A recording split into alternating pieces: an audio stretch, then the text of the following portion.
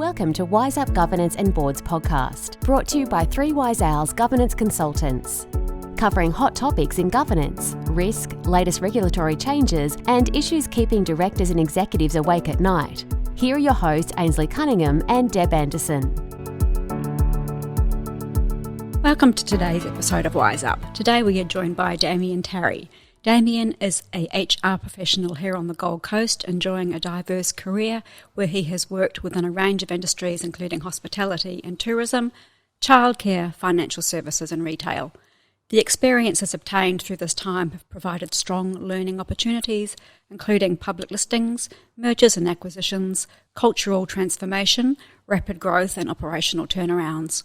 A number of the early roles included remote area living, which have added the depth of knowledge and people leadership required for being a strong HR practitioner, given the exposure to wide-ranging issues where resourcefulness was a must. Damian's current role as Chief HR Officer for Retail Food Group, supporting iconic food brands such as Gloria Jeans, Brumbies, Donut King, Crust Pizza, Michelle's and DeBella Coffee, both in Australia and overseas. Damian is a strong advocate for people and brings organisational focus to engagement and capability where real impacts can be made no matter what the challenge or life cycle is. From New South Wales originally, we won't hold that against you, Damian. Damian lives on the Gold Coast with his wife Monica, kids Arlo and Brooke, dog Boston and chickens. His bio says, who don't need to be named for this segment, but Damian, name your 7 chickens. They're really shy. They don't like the publicity at all. Welcome. Thanks, Deb. Thanks, Ainslie. It's nice to be here. So, tell us a bit about Damian Tarry and living in Outback Australia. Yeah, sure. So I shouldn't mention New South Wales. Don't talk about that too much, you don't think? No. I'm from New South Wales, so I will not hold that against you terrific. by any means. Well, I feel like we've got you outnumbered. So, I grew up in New South Wales in a little town called Woolgoolga. So for those that don't know it, it's about 20 kilometres north of Coffs Harbour. Beautiful little seaside town. Leaving school, I went to university to study radiography, which I quickly worked out wasn't for me. So I left that university and worked for the rest of the year and then studied business, ended up majoring in HR. So from there, wanted to get experience, mainly in hospitality and tourism. So worked in a number of different places before finding myself out at Uluru, in Ainslie Resort, which was incredible. So I thought maybe I can last 12 months in a remote area. 5 years later, left, married. So a lot of difference, a lot of change during that period. Ainslie was probably one of the best grounding places that I could have had in terms of my career, and probably good for me to grow up as well. So in that time that I was out there, I signed up to be part of a critical incident stress management team, and what we did was we dealt with fairly tough situations, which were deaths in the area. So it was a community group, volunteer basis, learnt from the RFDS, which were an incredible organisation for remote areas. And given the turnover, I went from being a trainee to looking after the team at one point. So really helped you to grow up quickly and learn a lot. So we would deal with whether they were incidents that involved deaths on Uluru, single vehicle rollovers, etc.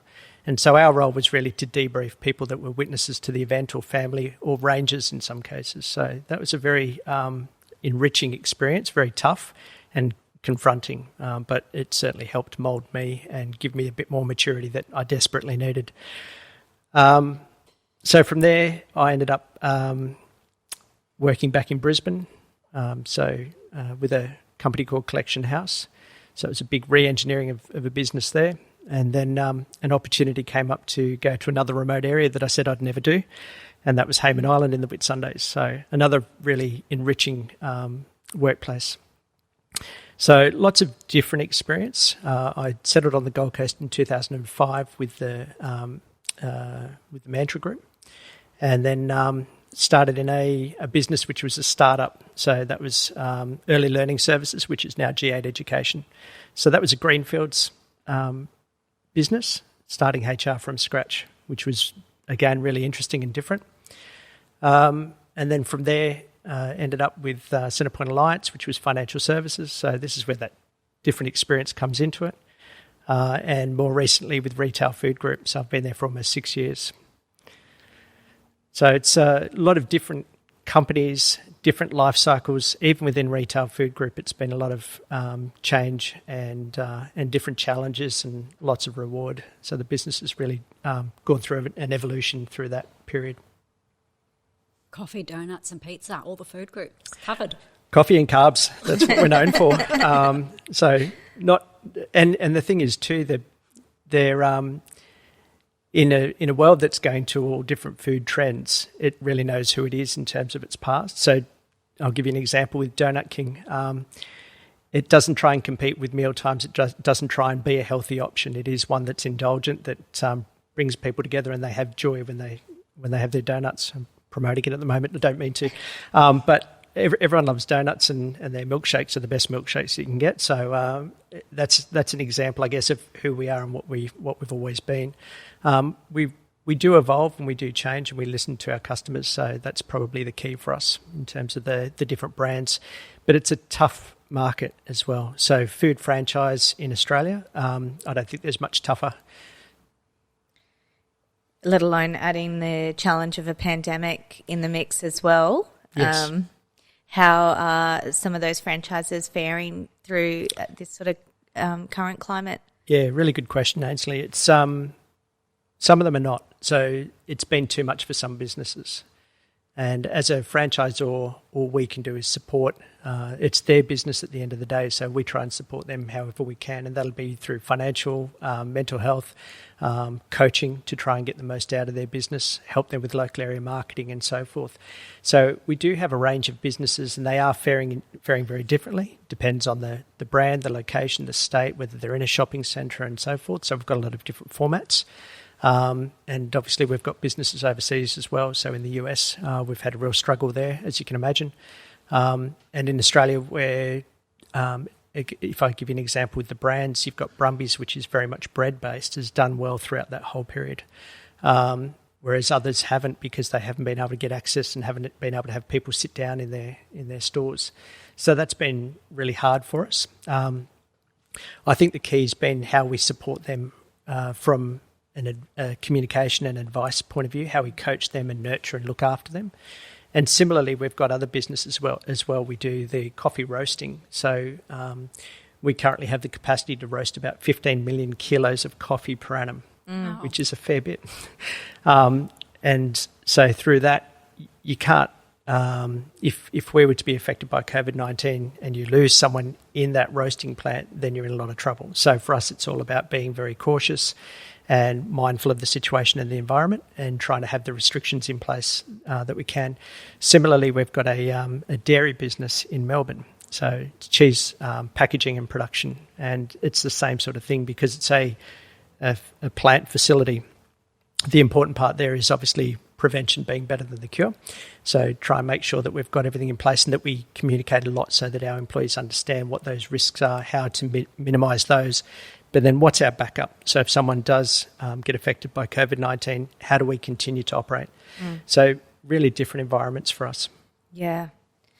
And so have you found any of the franchises wanting to change strategic direction in terms of potentially offering, home delivery or Uber or any of those sorts of things where they might partner up with somebody to still have a route to market? Yeah, definitely. So we're doing that all the time. And again, we have to put measures in place to make sure that deliveries are safe.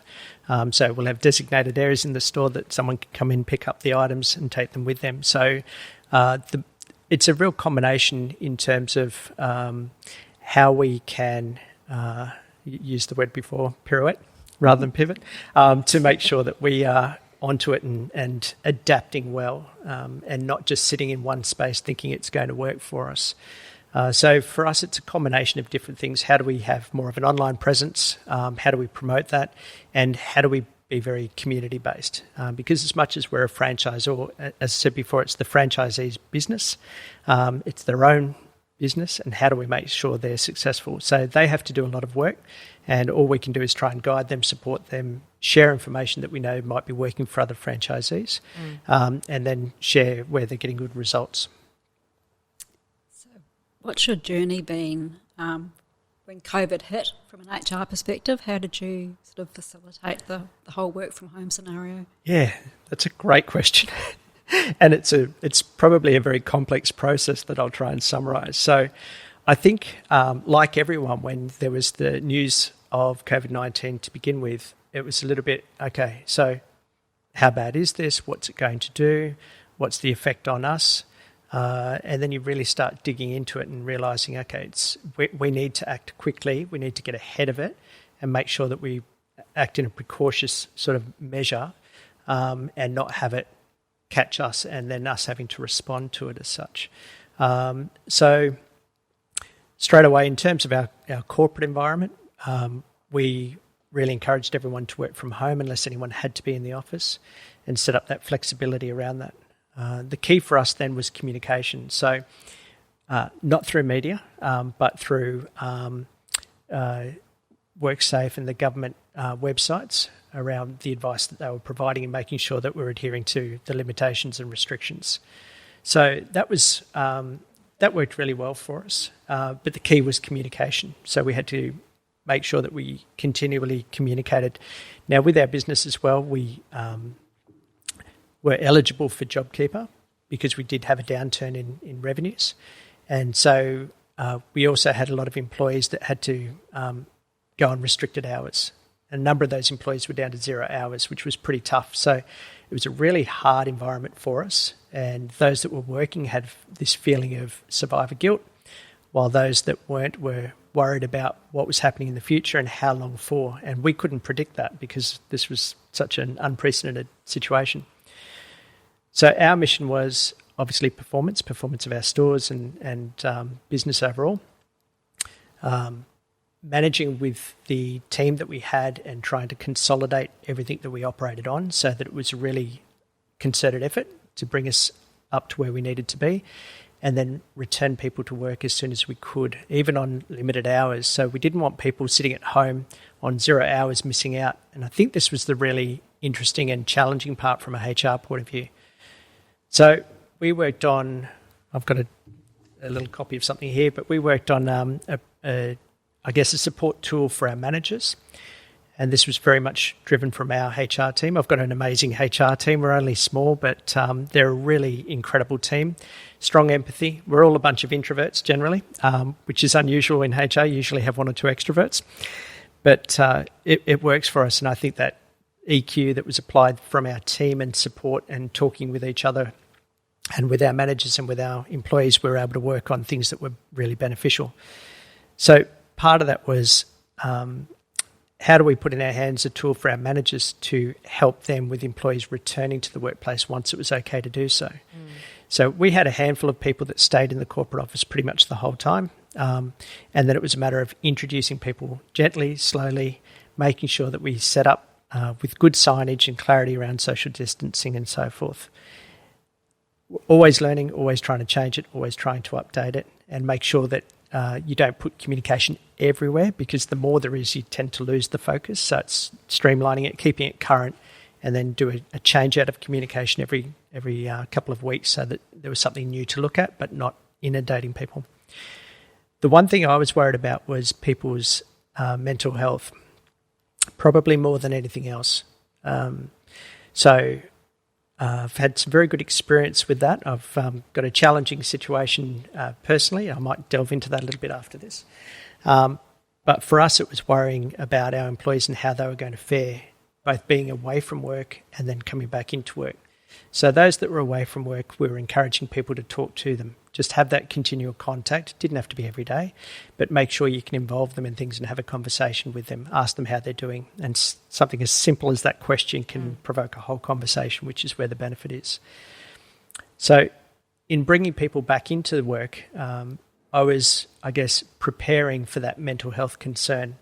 And it wasn't around the virus as such. It was more around anxiety to do with work, which is so big at the moment, and I think will continue to be a really big issue. So this was around identifying where you would have some stresses coming back in, having conversations, so the manager proactively talking to the employee, making sure that they were comfortable. So we developed a training tool. Sorry, I'm just flicking through to that now.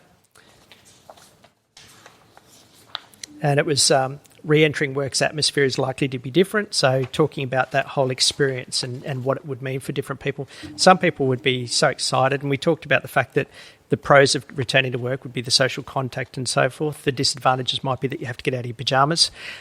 So we tried to keep it as light as we could so that, again, reducing anxiety and any stress around that.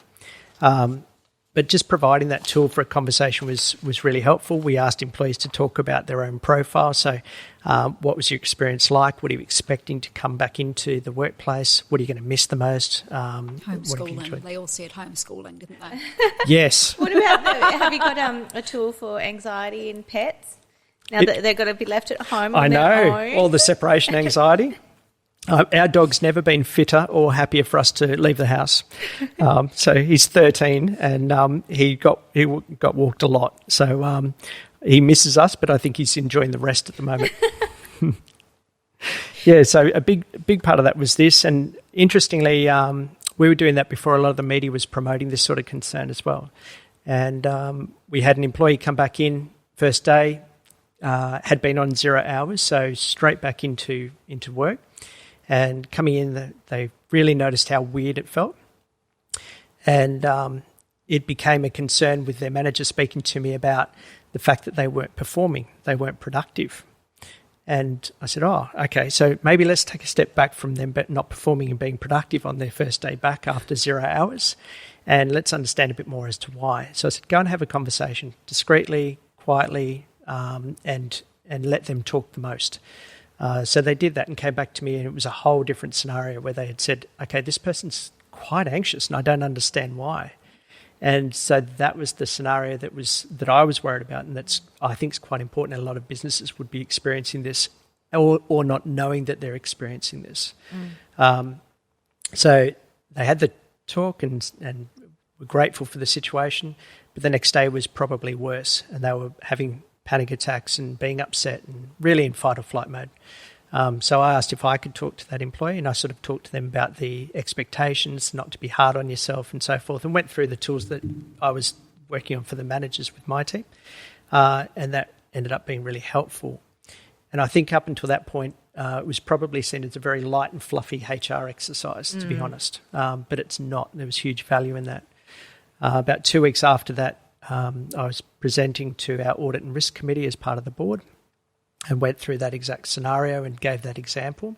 And credit to our board, they were really supportive of that and asked some very practical questions around that as well. Yep. So really nice to be in a business that does get it and understands that their mental health is so important. So what sort of support tools do you have in place for employees like that? Do you have EAP? Do you have additional transition timeframes, and really trying to, I guess, manage that from a HR perspective, not just for the business but for the employee as well? Yeah, so we do have an EAP in place. We extend that, and a couple of years ago we extended that EAP to our franchisees as well. So we use a business called D-Accord, and they're fantastic at providing that solution, so we use them quite a bit.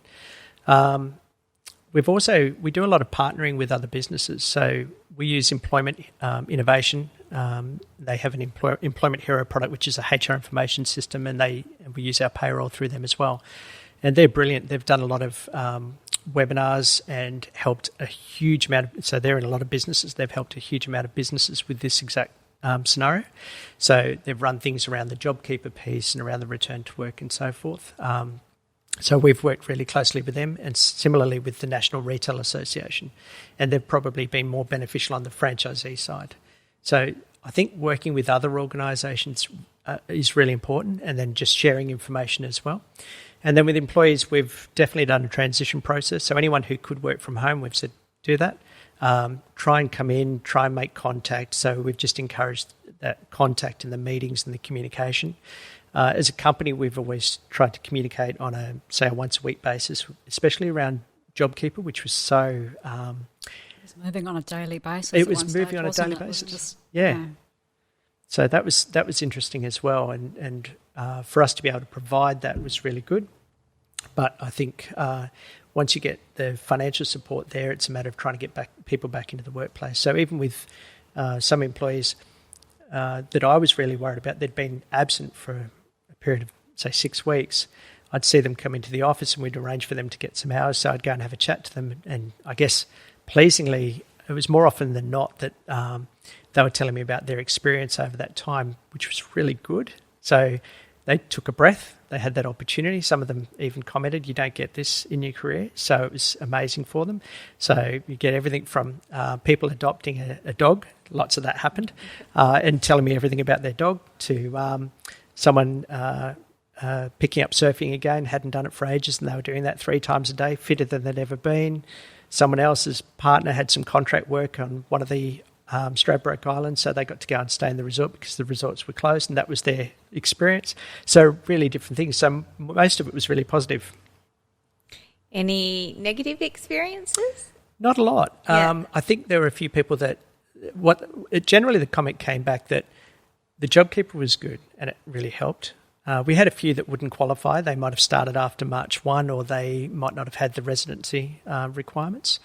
But everyone found a way. And generally, because people couldn't go out and spend their money in places they would normally spend it, people were able to save. So there weren't a lot of negatives that in terms of anecdotal information coming back in. Yeah, I think too, like the increase. Bottle shop was still Yeah. open. Yeah, Apparently. increase in home drinking Day and drinking. homeschooling and Yeah, I'm fortunate. My kids are a little bit older, so I've got one that's 16 and one that's 14. So my 14-year-old's right into ballet, so she's doing distance education because she's with Queensland Ballet. Yes. And it was funny because we had the school contact us to say that they needed some time out to adjust to the working from home situation, which I found hilarious because they were distance education. But they did have to change some of their criteria as well. So our kids were old enough that they could be self-managed in terms of the school. So the parents out there that had their 5 through to 12-year-olds say, yes, way more challenging. yes, I got off lightly.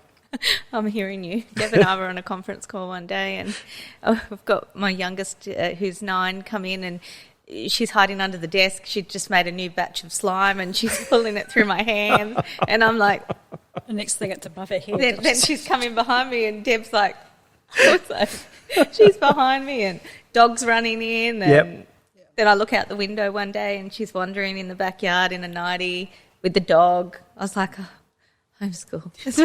Yeah. And then you hear about all the Zoom fails as well, Oh, which are just big- brilliant. So funny. It's been hilarious. The man who was, toilet training, and his son has come in with a surprise and lots of different things.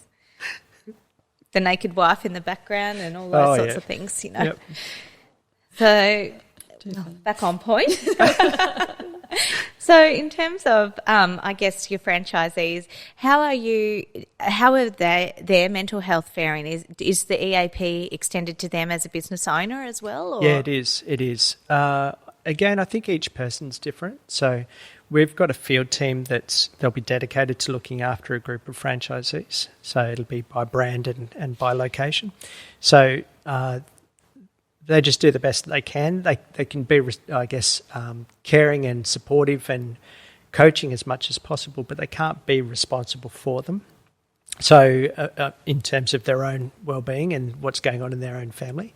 So they're there to listen. They're really good. Our field team's amazing in terms of the effort that they put in, the knowledge that they have of our franchisees and their families and the work that they do in their businesses. So that's more than we can ask of them to do. It's pretty all-consuming in terms of the role that our field team need to do.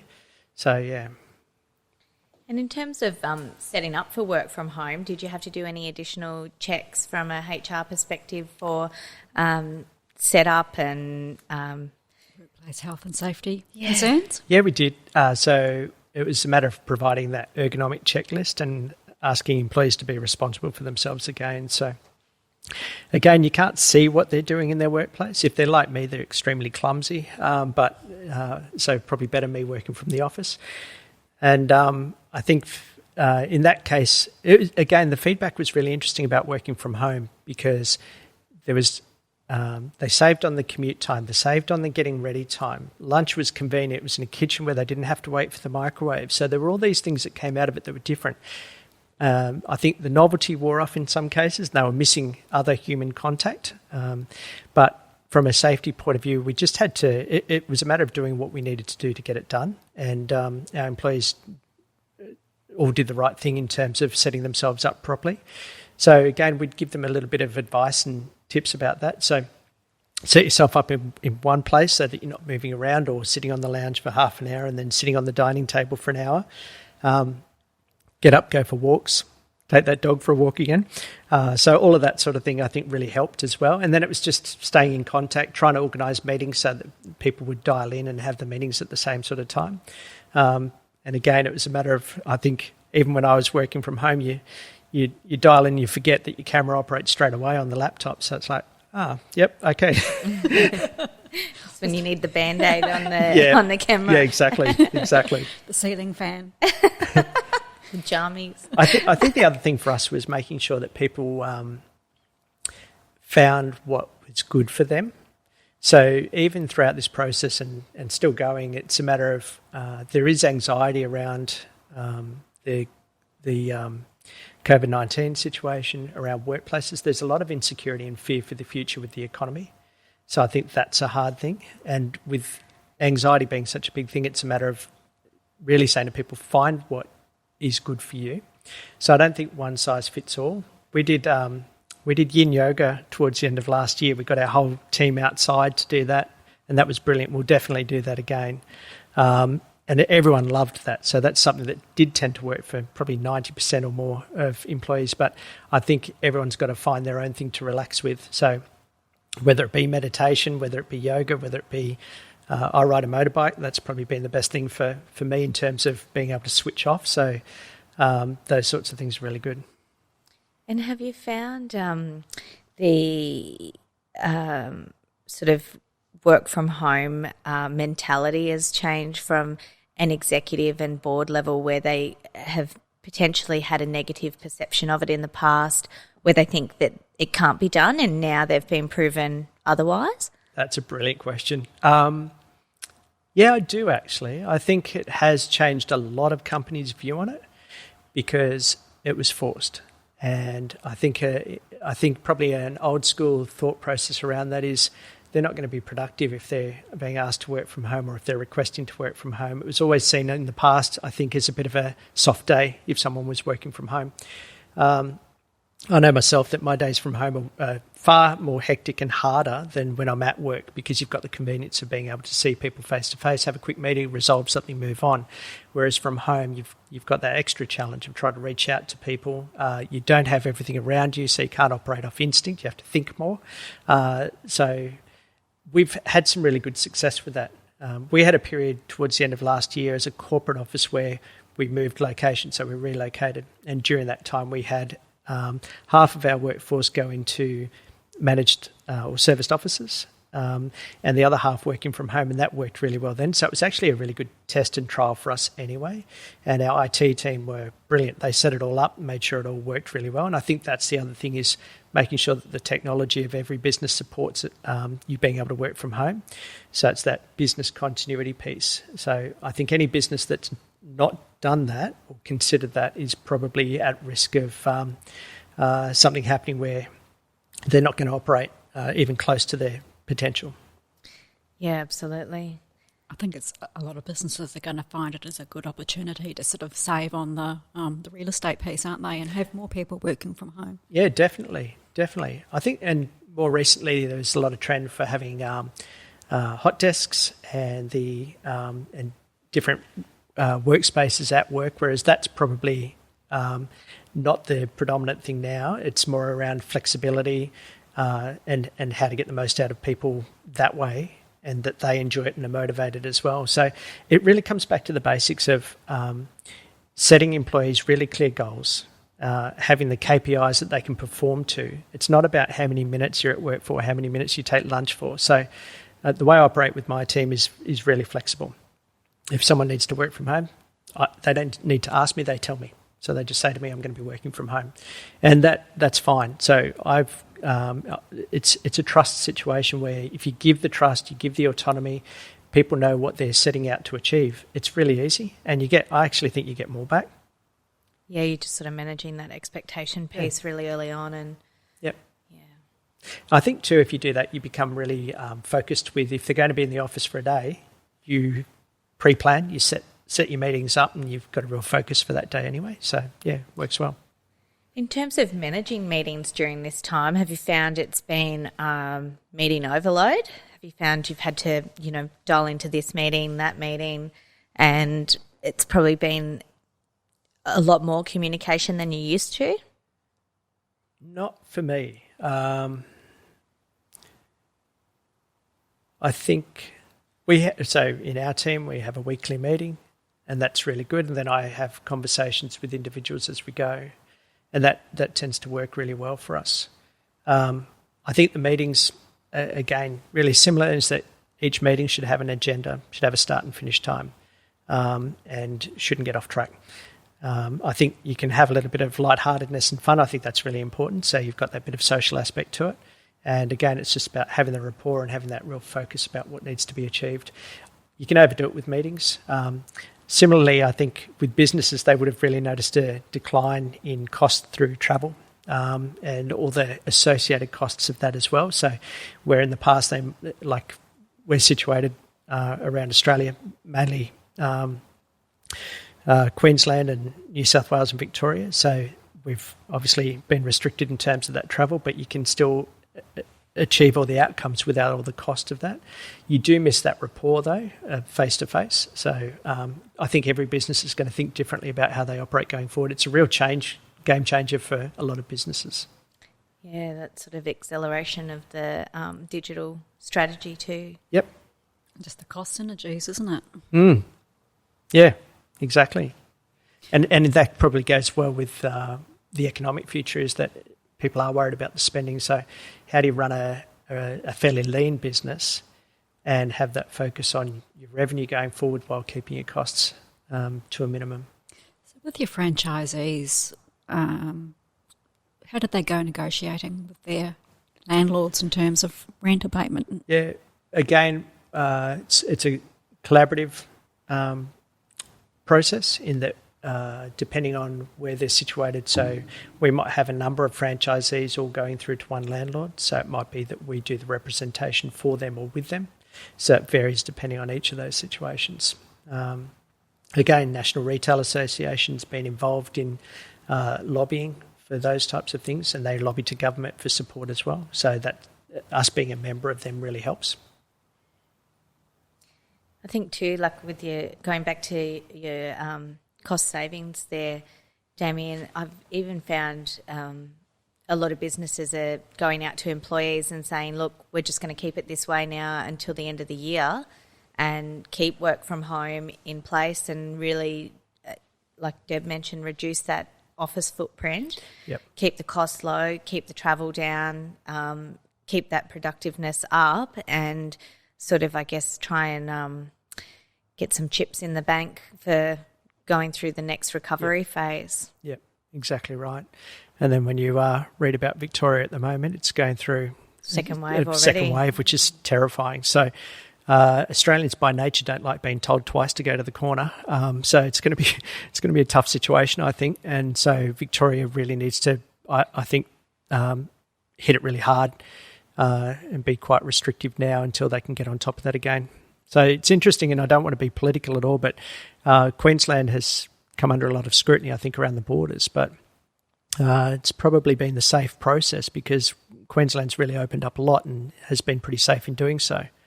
So it's a tough situation state by state, isn't it? It's not going to bode well for opening the Queensland border, though, is it, with Victoria's resurgence? But then you've got to look at us compared to overseas, and some of the countries there are suffering a lot worse. So with such a diverse background and range of industries, in the benefit of hindsight, has there been some lessons learnt over time that you'd be able to share with our listeners today? In terms of? In terms of just the practicalities of HR, sort of that cultural transformation piece, those growth and operational turnarounds, even, like managing crisis response teams and things like that. Has there anything that you've sort of learnt that you would have gone, I would have done that differently now with the benefit of hindsight? Yeah, I'll try and think of an example. I guess the key thing here is that HR practitioners need to be very commercial in that they need to get their hands dirty, understand what goes on in different business entities or business units. So HR's a busy job in itself, but you've got to know what your business does. And so you've got to have that direct involvement. And I've tried to do that in each of the businesses that I've worked in. I can remember at Hayman Island, it's a pretty warm climate up there. Christmas time is high 40s, very humid, or mid 40s, very humid. And then the commercial laundry would be the hottest place on the island. So as the executive team, we used to get out into the workplace at Christmas to help out because there really wasn't a lot to do from a corporate or support or administrative point of view unless you had something that came up. But it was the operations that were under the pressure because it was Christmas and we were full occupancy-wise. So when it was a matter of volunteering where you wanted to work, I would volunteer to work in the commercial laundry. It was the worst place to work in that time of year, but it was one that I felt and my background's food and beverage mainly, not commercial laundry. So I would get in there because I know how much they would be struggling. And for them to see someone out of the leadership team dressed like I am today, walk in there and within 10 minutes not have a dry bit of material on, that was... Throw your clothes in the wash with them? Yeah, it was exhausting. So, but I think that's where you earn it. I think it's a matter of sort of getting in, rolling your sleeves up and being hands-on. I think that's probably one of the best things I can advise HR people to do. And I think you can take a lot from one industry to another in HR. So again, the hospitality and tourism side really lent itself to service culture. And I think that's brilliant for any business that you're in. So that's always been a really valuable thing for me as well. Yeah, the real customer service side, isn't it? So for those companies that don't have the benefit of an HR person or department, what are your top tips for returning to work after this pandemic? Yeah, I would say that, there's really good information. The government's done a great job at providing information. So if you go into WorkSafe, if you go onto the government website, there's a whole host of information and they do break it down. They change it quite often, so you can't do it once, set it and forget it. You need to obviously look at that and put a plan in place to revisit that. And I think the other thing is your key partners. So if you are in a small business and you're a member of a larger business like a National Retail Association, or you've got other partners that you can work with, collaborate, talk to them, find out what they're doing and work out best practice. So you can also look at some of the bigger companies and what they do. So on their website, they promote their WorkSafe plans and they're not complex. You don't have to be overly complex with this. And then I think it's just a matter of talk to your employees, give them comfort, make sure they understand that you're there for them and that you're listening. And that's probably the most important part. If you talk to your employees and say, right, what are your concerns? So if you speak to your CEO, what's keeping them awake? What are you worried about the most with this? So you manage up and you manage down in terms of understanding everyone's needs. So it really is that ask the open-ended questions and then listen to the answers and then come up with a simple plan and see that it's supported by what the government is recommending as an action plan for employers. Can I take my dog to work with me? Yes. So that's how I was actually going to ask that question too. Is it something that you would then consider as a sort of workplace going forward to allow people to bring their pets in that they've become quite comfortable with? I think it depends on the pet. I couldn't take mine in. It'd be a nightmare.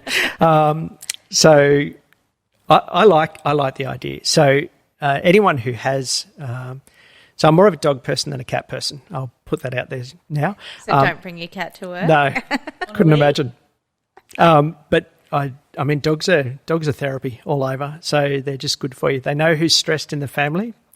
They tend to sit with that person the most at the time that they're in the need of it. So if we go through a bit of stress at home, so I will elaborate just for a minute there. My eldest child is high functioning, autistic, who's going through a trans process at the moment. So there's a whole heap of challenge, confrontation, tears, laughter, the whole bit, and it's a very full-on process, and it affects all of us.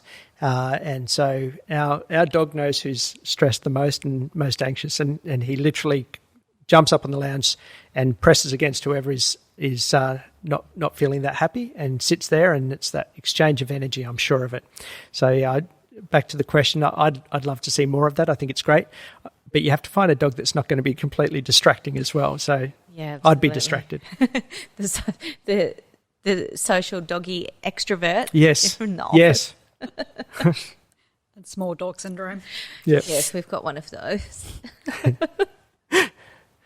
So in terms of remote living, what were your challenges and how did you fare through that? Even for fly in, fly out sort of people, what sort of tips could you offer in terms of mental resilience and sort of weathering that storm? I think, really good question, and the resilience is the key there.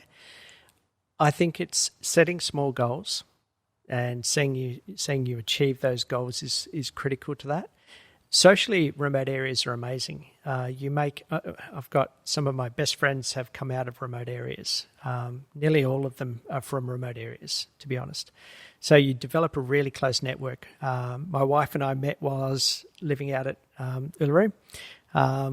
Even though she wasn't there to start with, she was based in our Sydney office. So, yeah, it's enjoy what you've got in front of you. And again, I've just listened to a podcast which is called the Resilience Project recently, and it talks about GEM, which is gratitude, empathy, and mindfulness, and it's about appreciating what you've got. So whether it's a remote area or otherwise, I think that's really important. But remote areas, it's key to get that balance of what you're there for, setting yourself the goals, planning to get away, and really enjoying your time. I think gratitude's one of those ones in any moment that you just have to sit back and go, well, I've got a nose to smell with, I've got a mouth to eat with, just the little things that we just take for granted. Yeah, absolutely. Especially when times get tough. Yep. Yeah, you tend to focus on what you don't have instead of what you do. I'll 100%. Be happy when. Yep. Finish that sentence. Yeah. Yeah, and that's exactly what this podcast talked about as well. So he was talking about, and I won't talk too much about his podcast, but going visiting areas that had nothing, and they were the most joyous, happy, content people. So there's a lot to be said for it, I think, is the practice of that first. Mm. And in terms of M&A and culture transformation, have you found that even this current climate and the pandemic and the scenario has really been similar in terms of that change management curve and really kind of managing the emotional roller coaster that people go through? Has that been similar in any way, or? Yeah, I think the emotional part of it's been heightened. I think it's coming more into the fore, which is important. Whenever you're going through a transformation, it's I think that agile project management approach is still key, but the emotional component is definitely a bigger part of that now. So I think that's going to play more of a role in any change process. And I think people are understanding the fact that you've got to listen, you've got to appreciate where people are at, and then get them engaged in the process that you're going through as well. So, I think it'll probably change, just heighten the respect for the emotional component of change. Have you found people to be more empathetic? Yeah, definitely. I think, as I said, when we started this process and we looked at some support tools, it was probably seen as a little bit of the HR warm and fuzzy, but as it came out and as there were real examples, it did get valued. And then more's come out in terms of the media on that. So it's actually, and for it to be an important topic for our board, I'm so appreciative of that, because it means that they're looking at the things that are important from a HR point of view, which is key. So HR has the ability to influence a lot around engagement and capability for organisations, and that's where if the board are aligned to that and value that, that's huge as far as the business future goes. You mentioned that you're a part of a team of introverts, Damian. So at the start of this, there was a big sort of a heightened focus on the introverts and that they would really suffer during this time. How have you found it for an introvert? Okay, so Tara's going to get a call out here. So Tara works in my team and will own up to being an introvert.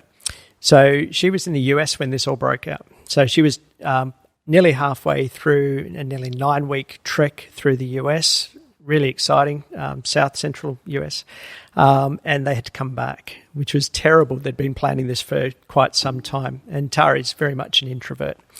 And so she came back and self-isolated. And then, do you think I could get her to come back to the office? It's been an effort. So we laugh about it, but she didn't want to come back at all. And even now is saying that she's enjoying the practice of being at home more. So again, this is where flexibility comes into it. And if you've got people that are a bit more introverted, and they will work really well by themselves, then I think you've just got to be flexible in that approach to it. I think they were more concerned about the extroverts than the introverts, weren't they? Yeah, look, I agree. I think it's the extroverts that have really struggled with home isolation. They would have been driven nuts. In that they couldn't see people, they couldn't go out. Walls. Yeah. Pets weren't enough. So, I think they really needed the social contact, which has been I think the extroverts have been challenged the most with this.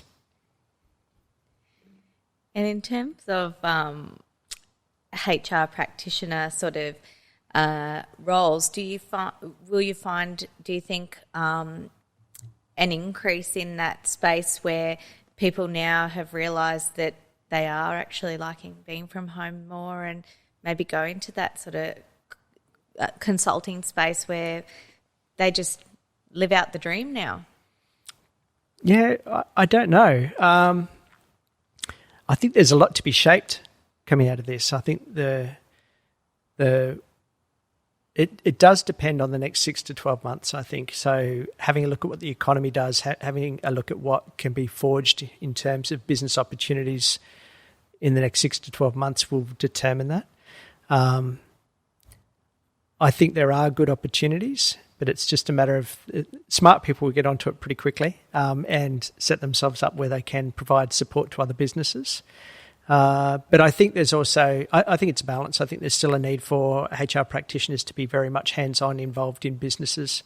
Those small to medium businesses, you've got to be there, support them, understand what they're going through, the rhythm of what they're doing, the challenges, and be on the front line as much as possible.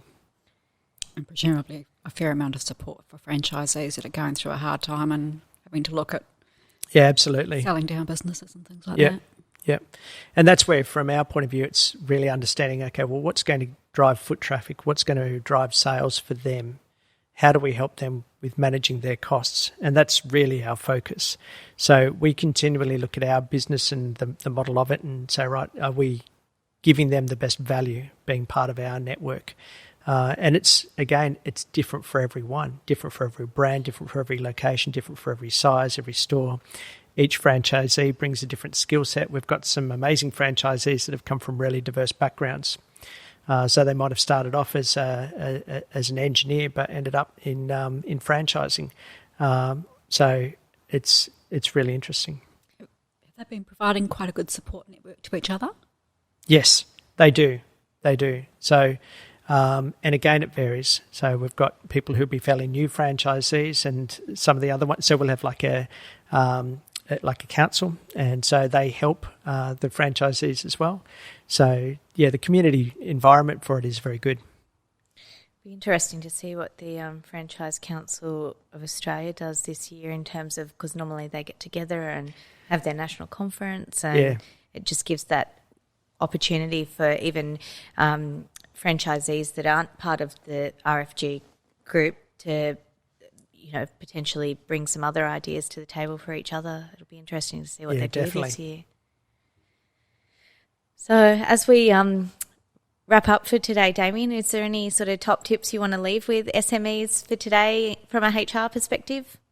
Or any other top HR tips you'd like to weigh in on? Yeah, I think if I talk about the COVID-19 situation, I think it's probably look for other businesses that have been through this. There's some great information out there. Collaborate with people that you're partnering with as well, so that you're getting that really good community feel for how to approach it. Communicate regularly with your employees. The more you communicate, the better. And then listen. So it's got to be two-way. Listen to what they're saying. And I think really you can apply that to nearly everything you're doing from a SME point of view to look after your employees. This is the time to really do that. Look after employees and your customers, and that will pay off in the long run. Well, thank you so much today for joining us, Damian. It's been great to listen to your background and the insights that you bring to the table from a HR perspective. No, thank you very much. I've really enjoyed it. Cheers. Damian. That's all for today. Until next time, happy podcasting. And remember, if you're enjoying the show, check out our other episodes and all things governance at www.3wiseowls.com.au.